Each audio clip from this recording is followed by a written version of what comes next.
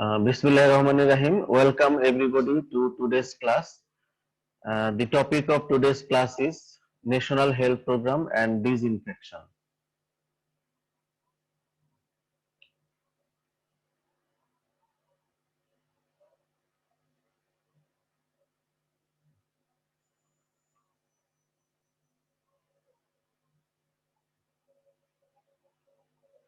I think now you can see the slide. G G sir sir এখন দেখা যাচ্ছে Okay. At the end of the class, students will be able to describe national health programs, to mention the components of health population sector program, to define or describe essential service package, and to mention the elements of essential service package. Health Population Sector Program. Health and Population Sector Program was formulated to reform the health and population sector. It was aimed to provide a package of essential healthcare services to the people of Bangladesh. Period of Health Population Sector Program from July 1998 to June 2003. তাহলে আমাদের দেশে জাতীয়ভাবে health population sector programme এর আন্ডারে সকল স্বাস্থ্য programme পরিচালিত হতো এবং এটা শুরু হয়েছিল 1998 সনে, শেষ হয়েছে 2003 সনে। In June 2003, the government of Bangladesh decided to launch a new project. তখন এর সঙ্গে নিউট্রিশনটা যোগ করে দেওয়া হয়।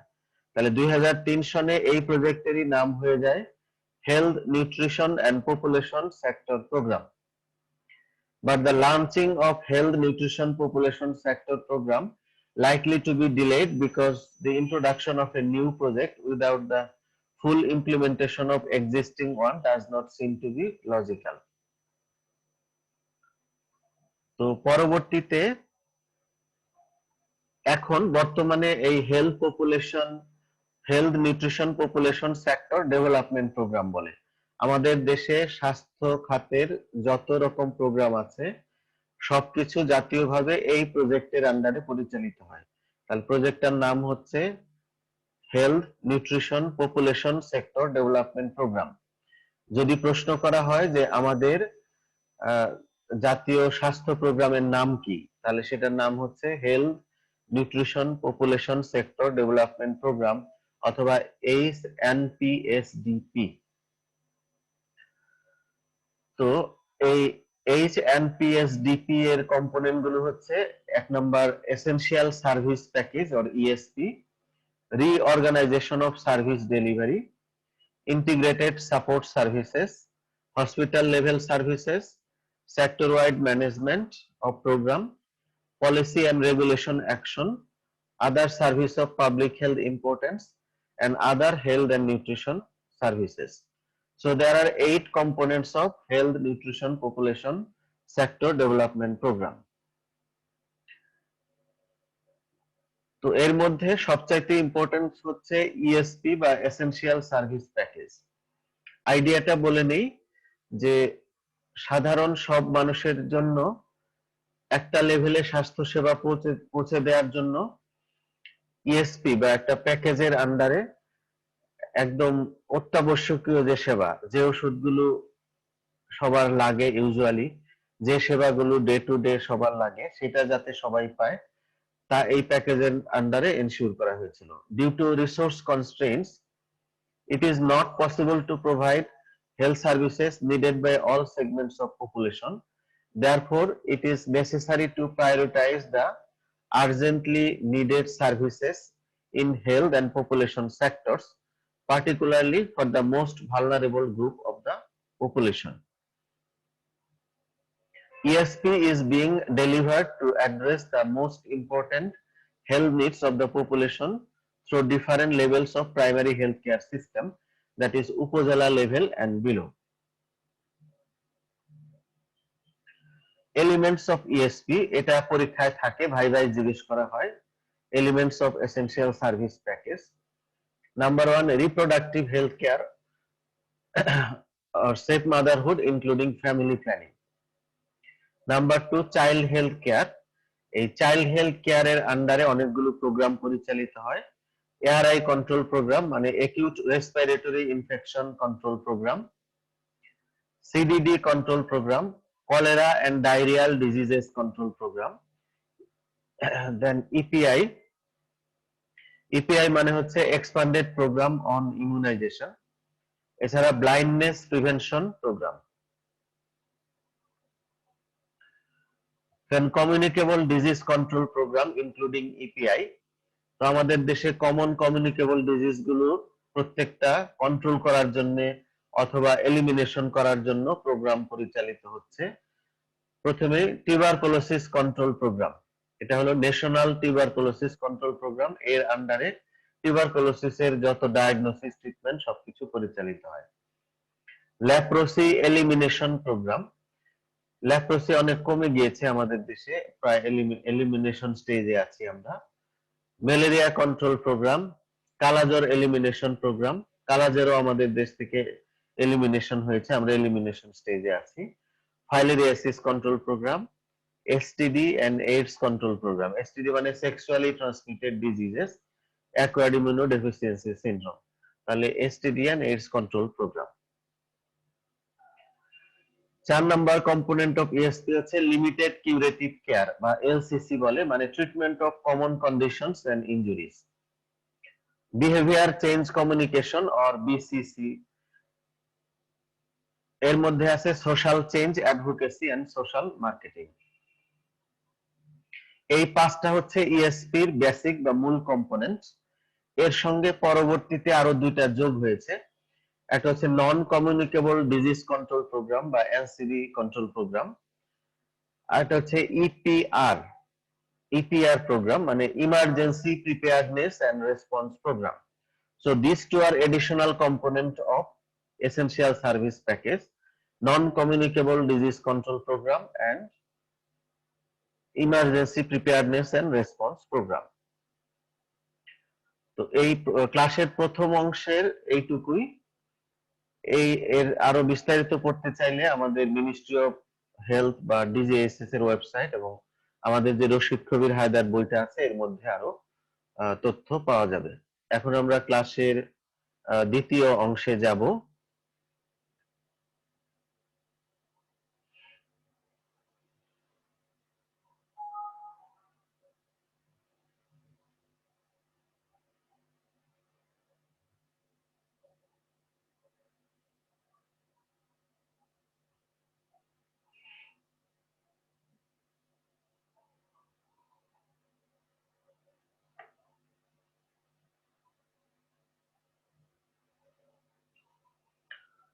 তো এখানে এখন দ্বিতীয় অংশে আমরা ডিসইনফেকশন এন্ড স্টেরিলাইজেশন পড়ব।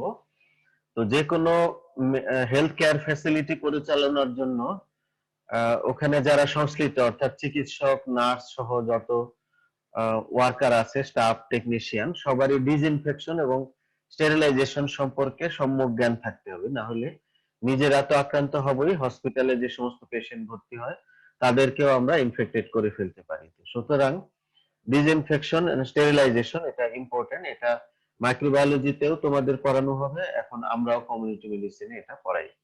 তো প্রথমে দেখি ডিসইনফেকশন কি। Thermal or chemical destruction of pathogen and other types of microorganisms. Disinfection is less lethal than sterilization because it destroys most recognized pathogens but not the bacterial spore. তাহলে আমরা যদি thermally বা কোনো কেমিক্যাল দিয়ে pathogen বা মাইক্রোঅর্গানিজমকে destroy করি সেটা হচ্ছে ডিসইনফেকশন। আরেকটা টার্ম আছে স্টেরিলাইজেশন। এই স্টেরিলাইজেশনের চাইতে ডিসইনফেকশন উইক, কারণ হচ্ছে স্টেরিলাইজেশন ব্যাকটেরিয়া বা প্যাথোজেনের পাশাপাশি তার যে স্পোর বা স্পোর ফর্ম সেটাকেও ডিস্ট্রয় করে, কিন্তু ডিসইনফেকশন স্পোরকে ডিস্ট্রয় করতে পারে না, শুধুমাত্র লিভিং ব্যাকটেরিয়াকে ডিস্ট্রয় করে। সুতরাং disinfection is less lethal than sterilization.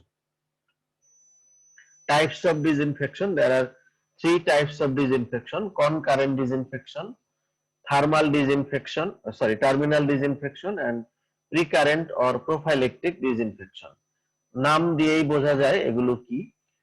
Concurrent disinfection মানে হচ্ছে যখনই একটা জিনিস দূষিত হবে, ধরো একজন পেশেন্ট বেডের মধ্যে ভমিটিং করে দিল, তাহলে তার ভূমিটা তখনই ডিসইনফেকশন করা, তার ভূমিটাসটা, সেটাই হচ্ছে কনকারেন্ট ডিসইনফেকশন।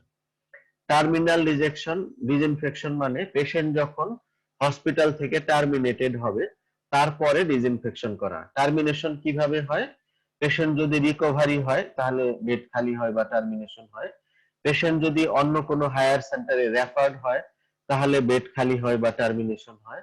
অথবা পেশেন্ট যদি মারা যায় in case of death, termination বা বেড খালি হয়, তখন যে ডিসইনফেকশন করা হয় সেটা হচ্ছে টার্মিনাল ডিসইনফেকশন। আর ডিসইনফেকশন হয় নাই, ডিসইনফেকশন হওয়ার আগেই যদি আমরা ব্যবস্থা নিই সেটা হচ্ছে প্রিকারেন্ট বা প্রোফাইলেকটিক ডিসইনফেকশন।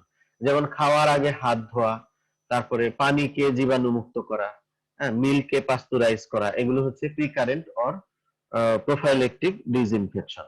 সুতরাং there are three types of disinfection: concurrent, terminal, and precurrent or prophylactic disinfection.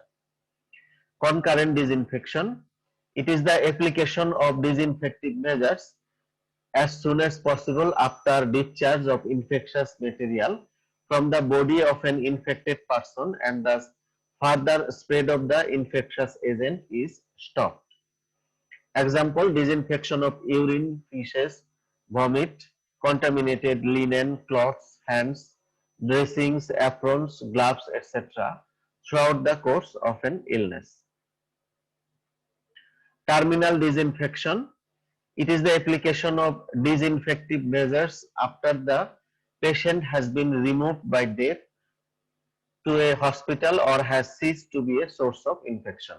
It is scarcely practiced nowadays. Terminal cleaning, airing, and sunning of rooms, furniture, beddings is considered adequate. অর্থাৎ আলাদাভাবে just দরজা জানলা খুলে দিয়ে বাতাস চলাচল করতে দেওয়া এবং সানলাইট ঢুকতে দেওয়া, এগুলো করলেই হয়, আলাদাভাবে বিশেষ কোনো পরিষ্কার যদি কন্টাজিয়াস ডিজিজ না হয়, না করলেও হয়। Then precurrent or prophylactic disinfection, disinfection prior to probable contamination. Examples আগেই বলেছি: disinfection of water by chlorine, pasteurization of milk, and hand washing.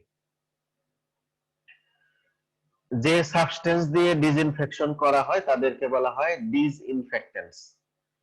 Chemical or physical agents destroys disease causing pathogen but may not kill bacterial spores. It refers to substances applied to inanimate objects. Disinfectant গুলো সাধারণত inanimate অবজেক্টে apply করা হয়। Types of disinfectant: natural agent, Sunlight এবং air, এরাও disinfectant হিসেবে কাজ করে। Physical agent: burning, hot air, boiling, autoclaving, radiation. Chemical agents: phenol and related substances, phenol, crude phenol, cresol, cresol emulsions, chlorhexidine, hebetain, hexachlorophene, Dettol বা ক্লোরোক্সিলেনল। আচ্ছা, এখানে যে অনেকগুলো নাম বলা হচ্ছে তার মধ্যে আমাদের ডেটল সবার পরিচিত, কিন্তু ডেটলটা কিন্তু ট্রেড নাম। ডেটলের কম্পোজিশন আমাদের সবার জানা উচিত অ্যাজ এ ডক্টর। তাহলে ডেটলের মধ্যে কেমিক্যাল যেটা থাকে তার নাম হচ্ছে ক্লোরোক্সিলেনল। এবং ভাইবার সময় আমি এই প্রশ্নটা করি, কাজে যারা ক্লাসে আছো সবাই যেন উত্তর দিতে পারো। ডেটলের কম্পোজিশন হচ্ছে chloroxylenol. Quaternary ammonia compounds, cetrimide and Savlon. তাহলে স্যাভলন কি? স্যাভলনের কম্পোজিশন হচ্ছে সেটাভলন এন্ড হিবিটেন, এই দুটার কম্বিনেশন।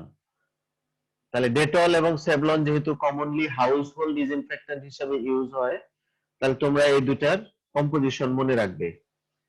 ক্লোরহেক্সিডিন মানে হিবিটেন, স্যাভলনের মধ্যে এই হিবিটেন থাকে এবং সেটাভলন থাকে, দুটা মিলে স্যাভলন নাম হয়েছে। আর ডেটলে থাকে ক্লোরোক্সিলেনল। Halogens and their compounds, chlorine and chlorine compounds, bleaching powder, hypochlorites, chlorine tablets, alternative compounds that release chlorine like chlorine dioxide, sodium chloroiso cyanurate and chloramine superoxide water. এছাড়া iodine solution or tinctures, iodophors এগুলো disinfectant হিসেবে use হয়। এছাড়া alcohol, formaldehyde, oxidising agent like potassium permanganate, hydrogen peroxide, peracetic acid. Metals and microbicides এর মধ্যে silver, iron, copper, lime, ethylene oxide এগুলো disinfectant হিসেবে ব্যবহৃত হয়। মিসেলেনিয়াস কিছু ডিসইনফেক্টেন্ট আছে, যেমন pasteurisation, microwave, ultraviolet radiation, ozone, flushing and washer. Simple আমরা ট্যাপের পানিতে যদি কোনো কিছু ধুয়ে ফেলি তাহলেও অনেকটা ডিসইনফেকশন হয়ে যায়। তোমরা যারা কানেক্টেড আছো, যে তোমাদের রোল নাম্বার লিখে এবং পি লিখে চ্যাট বক্সে পাঠিয়ে দাও, অ্যাটেন্ডেন্স হিসেবে গণ্য হবে। Criteria of a good or ideal disinfectant. Ideally, a disinfectant should be broad spectrum, fast acting, not affected by environmental factors, non-toxic, surface compatibility, residual effect on treated surfaces, easy to use with clear label directions, odorless, economical, solubility, stability, cleaner and environment friendly. তো ideally এরকম characteristic সম্পন্ন হবে এক একটা disinfectant agent. Recommended disinfection procedures, সাধারণত urine এবং ফিসেস, sputum এবং room এই পদ্ধতিতে ক্লিনিং করা হয়। Faeces and urine, bleaching powder, crude phenol, cresol or formalin. Sputum, burning, autoclaving or cresol. আমরা যদি কোনো রুমকে ডিসইনফেকশন করতে চাই, general cleaning, airing, sunning, chlorinated lime, formaldehyde solution, cresol, rarely fumigation by formaldehyde gas. পরীক্ষার সময় জিজ্ঞেস করা হয় ফিউমিগেশন কি। ফিউমিগেশন হচ্ছে ফর্মালডিহাইড গ্যাস দিয়ে কোনো অপারেশন থিয়েটার বা কোনো ওয়ার্ড বা কোনো রুমকে যদি আমরা ডিসইনফেকশন করি, that is called fumigation. Now sterilization, validated process used to render a product free of all forms of viable microorganisms including bacterial. Fumigation টা আবার বলবেন? ফিউমিগেশন হচ্ছে disinfection of a room, operation theater or ward by using formaldehyde gas. আমার পরের স্লাইডে ফিউমিগেশনের details আসবে। Now sterilization, validated process used to render a product free of all forms of viable microorganisms including bacterial spores. Sterilizer is the apparatus used to sterilize medical devices, equipment or supplies by direct exposure to the sterilizing agent. তাহলে স্টেরিলাইজেশনটা হচ্ছে একটা process যেটা দিয়ে spore সহ সকল মাইক্রোব্যাকটেরিয়াকে destroy করা যায়, এবং এটা মোর পটেন্ট দ্যান ডিসইনফেকশন। আর যে যন্ত্র দিয়ে স্টেরিলাইজেশন করা হয় সেটার নাম হচ্ছে steriliser. Factors affecting sterilisation, clean করে দিলে বেশি স্টেরিলাইজেশন হবে। প্যাথোজেনের টাইপ, যদি লিভিং হয় তাড়াতাড়ি মরবে, স্পোর হলে বেশি সময় লাগবে। Biofilm accumulation, length and diameter of the lumen, restricted flow, device design and construction, এগুলোর উপরে এফিকেসি অফ অটোক্লেভিং বা স্টেরিলাইজেশন নির্ভর করবে। Boiling is an effective method of disinfection. Boiling for 5 to 10 minutes will kill bacteria but not spores or viruses. তাহলে boiling কতক্ষণ করতে হয় এই প্রশ্নটা আমরা ভাইভায় ধরি বা এমসিকিউ তে থাকে। বয়লিং করতে হবে 5 to 10 মিনিটস। কখন থেকে? রোলিং বয়েল, যখন পানি গরম হয়ে ফুটতে শুরু করবে, রোলিং শুরু হবে, তখন থেকে 5 থেকে 10 মিনিট বয়লিং করতে হবে। To ensure destruction of spores, temperature above 100 degrees centigrade would be required, which cannot be achieved in boilers. তাহলে বয়লারে বা পাতিলে আমরা যে পানি গরম করি সেখানে 90 ডিগ্রি পর্যন্ত 90 ডিগ্রি সেন্টিগ্রেড পর্যন্ত টেম্পারেচার উঠানো সম্ভব, কিন্তু 100 ডিগ্রি হয় না। কিন্তু 100 ডিগ্রি লাগবে যদি আমরা স্পোর ডিস্ট্রয় করতে চাই। Boiling is suitable for substantious insertion, boiling is suitable for subcutaneous insertion, linen, rubber goods and gloves. Addition of soap and soda enhances the effect of boiling. Boiling করার সময় পানিতে যদি সাবান বা সোডা মিশিয়ে দেওয়া হয় তাহলে বয়লিং আরো বেশি ইফেক্টিভ হবে। Boiling for 30 minutes is adequate to disinfect linen, utensils and backpans. Ionizing radiation. Ionizing radiation has great penetration power with little or no heating effect. Ionizing radiation এর অ্যাডভান্টেজ হচ্ছে যে এটা যে কোনো পদার্থকে ভেদ করতে পারে, পেনিট্রেশন পাওয়ার অনেক, এবং এটা ভেদ করার সময় হিট উৎপন্ন হয় না, ফলে যে সমস্ত সাবস্টেন্স হিটে নষ্ট হয়ে যায় সেগুলো এই আয়োনাইজিং রেডিয়েশন দিয়ে স্টেরিলাইজেশন করা সম্ভব। Most effective but very costly, requires special packing and equipments, used for sterilization of bandages, dressings, catgut, surgical instrument. আমরা যে সিরিঞ্জ একটা প্যাকেটের ভিতরে থাকে, স্টেরাইল ব্যান্ডেজ, গজ, ক্যাটগার্ড, সার্জিক্যাল ইনস্ট্রুমেন্ট, এগুলো প্যাকেটের ভিতরে থাকে, যেটা আমরা প্যাকেট খুলে নন টাচ টেকনিকে সরাসরি রোগীতে ইউজ করি। এইগুলো ফ্যাক্টরিতে আয়োনাইজিং রেডিয়েশন দ্বারা স্টেরিলাইজেশন করে প্যাকেট করা হয়। Commonly carried out by gamma radiation, gamma রেডিয়েশনটা কমনলি ইউজ হয়। অটোক্লেভিং ইম্পর্টেন্ট, ওটির ইনস্ট্রুমেন্ট গুলো সাধারণত অটোক্লেভিং করা হয়। Most effective sterilisation method, destroys all forms of life including spores and viruses. Widely used in hospital and laboratories. It acts by giving off latent heat. Latent heat ত্যাগ করার মাধ্যমে sterilisation কাজ করে। Steam attains high temperature under pressure and has greater power of penetration. Temperature 122 degree centigrade under 15 pound per square inch pressure. অটোক্লেভের temperature কত থাকে এবং pressure কত থাকে এটা জিজ্ঞেস করা হয়। অটোক্লেভ ইফেক্টিভ করার জন্য টেম্পারেচার লাগবে 122 ডিগ্রি সেন্টিগ্রেড এবং প্রেসার লাগবে 15 pound per square inch. Absolute sterilization can be attained by temperature 135 degree centigrade. যে কোনো অর্গানিজম ডিস্ট্রয়েড হবে। Suitable for linen, dressings, gloves, syringes, culture media, etc. Autoclaving is not suitable for plastics and sharp instruments. Plastic গলে যাবে আর sharp instruments গুলোর sharpness নষ্ট হয়ে যাবে, এজন্য মনে রাখবে sharp instruments are not suitable for autoclaving. Now fumigation, used for sterilization of room or operation theater, may also used for disinfection of blankets, beds, books, other articles which cannot be boiled. Formaldehyde gas is commonly used, most effective at a high temperature and at a relative humidity of 80 to 90%. Fumigation ভালো কাজ করে high টেম্পারেচারে এবং humidity যদি 80 to 90% থাকে বাতাসের humidity. The room is to be kept closed for 6 to 10 hours to allow disinfection.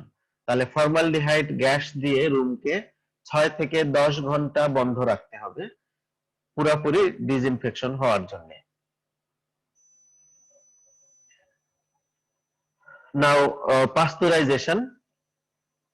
Pasteurisation সাধারণভাবে যদি বলি যে দুধকে গরম করা বা বয়লিং করা, সেটাই pasteurisation.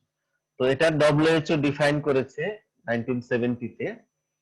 Pasteurization may be defined as the heating of milk to such temperature and for such period of time as are required to destroy any pathogens that may be present while causing minimal changes in the composition, flavor and nutritive value. তাহলে মিল্কটাকে এমন হিটে আমরা temperature করব যাতে pathogen গুলো destroyed হবে কিন্তু মিল্কের যে কম্পোজিশন, মিল্কের যে ফ্লেভার এবং মিল্কের যে নিউট্রিটিভ ভ্যালু সেটার কোনো পরিবর্তন হবে না, এমন হিটে টেম্পারেচার, এমন টেম্পারেচারে হিট দিতে হবে।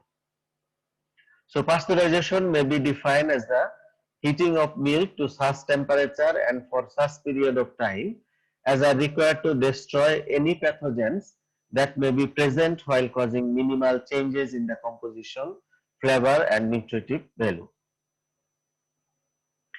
Methods of pasteurization. There are three methods of pasteurization. Number one, Holder method or VAT method. এই মেথডে টেম্পারেচার থাকে, প্রত্যেকটা মেথডে টেম্পারেচার, ডিউরেশন, কুলিং টেম্পারেচার এবং রিকমেন্ডেশন, এই চারটা জিনিস মনে রাখতে হবে। তো হোল্ডার মেথডের টেম্পারেচার হচ্ছে 63 to 66 ডিগ্রি সেন্টিগ্রেড, ডিউরেশন হচ্ছে at least 30 minutes,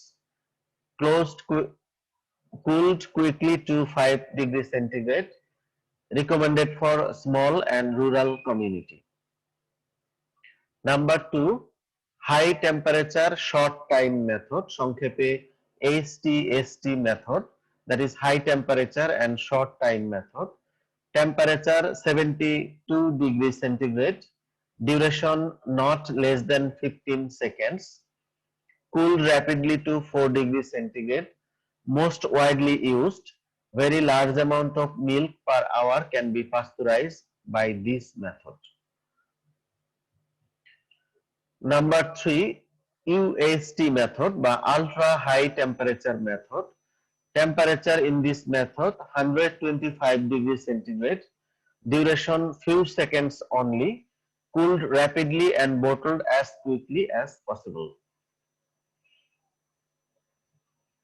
Effectiveness of pasteurization: kills nearly 90% bacteria including tubercle bacilli and Q fever organisms, will not kill thermoduric bacteria and spores. Hygienically produced pasteurized milk has a keeping quality of not more than 8 to 12 hours at 18 degrees centigrade. তাহলে একবার মিল্কে pasteurise করার পরে সেটা 18 degree সেন্টিগ্রেডে 8 থেকে 12 ঘন্টার মধ্যে খেয়ে ফেলতে হবে বা ইউজ করতে হবে।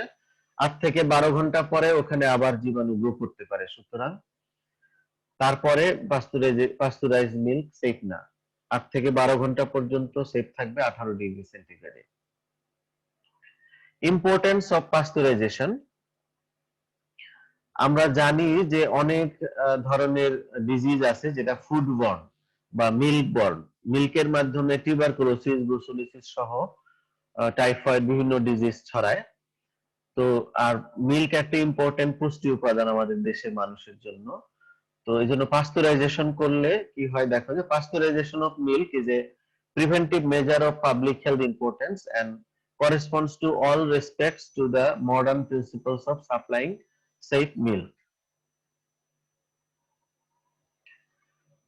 এখন মিল্ক পাস্তুরাইজেশন ঠিক মতো হয়েছে কিনা সেটার আবার টেস্ট করার ওয়ে আছে। টেস্ট অফ পাস্তুরাইজড মিল্ক, তিন ধরনের টেস্ট করে কনফার্ম হওয়া যায় পাস্তুরাইজেশন ঠিক মতো হয়েছে কিনা। ভাইবা এটা আমি জিজ্ঞেস করি, সবাই মনে রাখবে। প্রথমে হচ্ছে ফসফেটেজ টেস্ট। ফসফেটেজ এক ধরনের এনজাইম যেটা লিভিং ব্যাকটেরিয়া কর্তৃক তৈরি হয়। তাহলে আমরা মিল্ক টেস্ট করে যদি ফসফেটেজ পাই তাহলে বুঝবো যে ওর মধ্যে লিভিং ব্যাকটেরিয়া আছে, আর যদি ফসফেটেজ অ্যাবসেন্ট থাকে তাহলে ওর মধ্যে কোনো লিভিং ব্যাকটেরিয়া নাই। এইভাবে পাস্তুরাইজেশন টেস্ট করা যায়। আরেকটা হচ্ছে স্ট্যান্ডার্ড প্লেট কাউন্ট। তোমরা যেরকম ডব্লিউবিসি বা আরবিসি কাউন্ট ফিজিওলজিতে শিখে এসেছো, এরকম ভাবে মিল্কে যদি আমরা ব্যাকটেরিয়া কাউন্ট করি মাইক্রোস্কোপের নিচে, তাহলে যদি 30,000 পর্যন্ত ব্যাকটেরিয়া থাকে প্রতি ml অফ মিল্কে সেটা অ্যাকসেপ্টেবল। 30,000 এর বেশি থাকলে ওই মিল্ক খাওয়া যাবে না। So standard plate count limit হচ্ছে 30,000 bacteria per ml of milk. আরেকটা হচ্ছে কোলিফর্ম কাউন্ট। আগে বলে নেই যে কোলিফর্ম বা ইকলাই এক ধরনের ব্যাকটেরিয়া যেটা হিউম্যান ইন্টেস্টাইনে থাকে বা অ্যানিমাল ইন্টেস্টাইনে থাকে। তো এইটা কোনো খাবারের মধ্যে বা কোনো মিল্কে যদি পাওয়া যায় তার মানে ওই মিল্ক বা ওই খাবার বা ওই পানি হিউম্যান ফিশেস দ্বারা কন্টামিনেটেড হয়েছে, অ্যানিমাল ফিশেস দ্বারা কন্টামিনেটেড হয়েছে।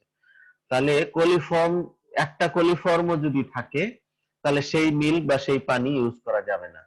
স্ট্যান্ডার্ড হচ্ছে 0 কোলিফর্ম পার ml অফ মিল্ক। কোনো মানে 100 লিটারের মধ্যেও যদি একটা কোলিফর্ম থাকে সেটা ইউজ করা যাবে না, বোথ মিল্ক এবং পানির ক্ষেত্রে।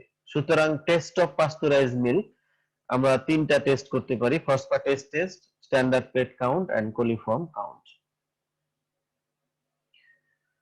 থ্যাংক ইউ, আজকের ক্লাসের এই পর্যন্তই। এখন কারো যদি কোনো প্রশ্ন বা কোনো ডিসকাস করার কিছু থাকে জিজ্ঞেস করো।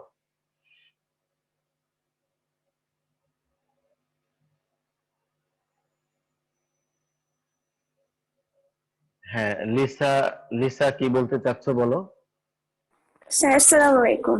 ওয়ালাইকুম আসসালাম। স্যার শার্প ইনস্ট্রুমেন্ট গুলো তো আমরা অটোক্লেভ করতে পারি না, তো এগুলো ডিসইনফেক্ট করার জন্য কি ইউজ করব? এগুলো বয়লিং করা যেতে পারে, আর হচ্ছে যে আয়োনাইজিং রেডিয়েশন করা যেতে পারে। কেমিক্যাল ডিসইনফেকশন করা যাবে, ক্রেসল, হ্যাঁ, এগুলো ইউজ করা যাবে।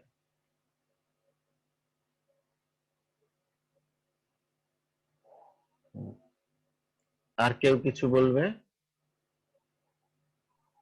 স্যার আসসালামু আলাইকুম। ওয়ালাইকুম আসসালাম। স্যার ফসফেটেজ টেস্টটা যদি স্যার আরেকটু বলতেন, আরেকবার বলতেন। ফসফেটেজ হচ্ছে এক ধরনের এনজাইম যেটা লিভিং ব্যাকটেরিয়া যেখানে থাকে সেখানে এই লিভিং ব্যাকটেরিয়া কর্তৃক তৈরি হয়। তাহলে ইনডাইরেক্টলি আমরা বুঝতে পারি যে মিল্কটা পাস্তুরাইজ হয়েছে কিনা। আমরা মিল্ক টেস্ট করলাম, টেস্ট করে মানে ফসফেটেজ টেস্ট করলাম, দেখলাম যে ফসফেটেজ প্রেজেন্ট। ফসফেটেজ প্রেজেন্ট থাকা মানে লিভিং ব্যাকটেরিয়া প্রেজেন্ট থাকা, তার মানে ওই মিল্কের মধ্যে লিভিং ব্যাকটেরিয়া আছে। আর ফসফেটেজ অ্যাবসেন্ট থাকা মানে লিভিং ব্যাকটেরিয়া নাই, তার মানে ওই মিল্ক সেফ। ক্লিয়ার?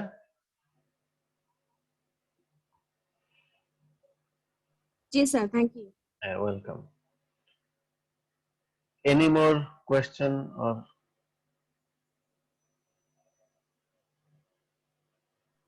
স্যার বাসাবাড়িতে কি হোল্ডার বেড মেথডে পাস্তুরাইজেশন করা হয়? না, বাসা বাড়িতে তো আমরা মিল্ক বয়লিং করে খাই, হ্যাঁ, আমরা বয়েল করে খাই, কিন্তু এগুলো ইন্ডাস্ট্রিয়াল বা মিল্ক মিল্ক প্রোডাক্ট তৈরি করা হয় যে সমস্ত ফ্যাক্টরিতে, সেখানে কমার্শিয়ালি পাস্তুরাইজেশন করা হয়। আর হাউস হোল্ড মিল্ক আমরা ইনজেস্ট করি হচ্ছে বয়লিং করে। বয়লিং করলেই হয়, ওই যে যখন রোলিং শুরু হবে তারপর থেকে 5 থেকে 10 মিনিট বয়লিং করলেই হয়। আর হাউস হোল্ড, আমি আরেকটা প্রশ্ন করি সবাইকে, যে হাউস হোল্ড ডিসইনফেক্টেন্টের নাম জিজ্ঞেস করতে।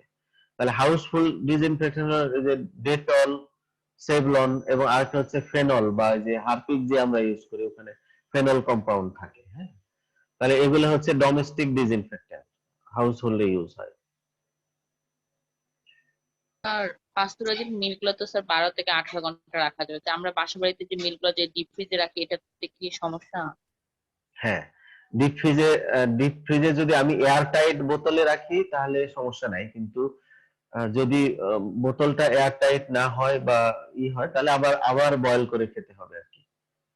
আইডিয়ালি যে কোনো খাবার, ইন্টারন্যাশনাল ফুড সেফটি গাইডলাইন অনুযায়ী যে কোনো খাবার যদি আমরা নরমাল টেম্পারেচারে রাখি তাহলে 4 ঘন্টা পর্যন্ত এটা সেফ। 4 ঘন্টা পরে যদি আবার ওই খাবার খেতে চাই তাহলে কুকিং টেম্পারেচারে আবার গরম করে নিতে হবে।